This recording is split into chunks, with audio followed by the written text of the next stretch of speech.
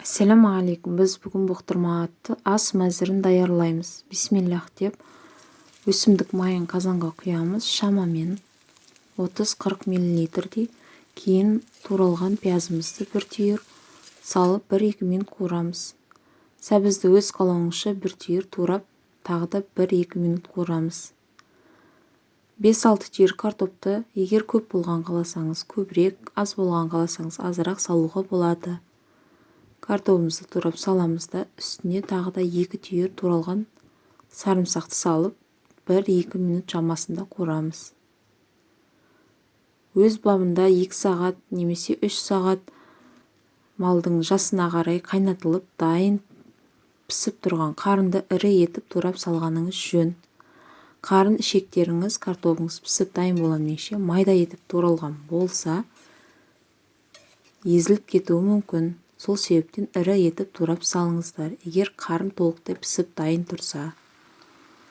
Және үстіне татуына қарай тұз, бұрыш саламыз. 1 ас қасық томат бастысын саламыз. Және 1 минут шамасында тағы бір араластырып қуырып аламыз. Бұқтырма асы көбінесе қонақтар келген уақытта асты ұзақ уақыт күтіп қалмас үшін алғашқы шай берілген уақытта берілетін астың түрі болып табылады. Кейін бір болгар бұрыш майда етіп турап салдым. Сіздер ұзынша етіп салуларыңызға болады. Балалық шақта есімде қалғаны ол ыстық тамақ ретінде берілетін.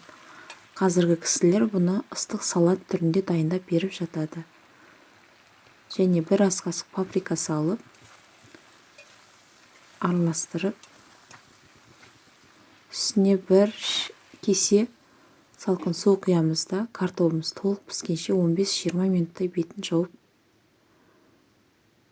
төмен отта қалдырамыз. Міне біздің бұқтырма асымыз дайын болды.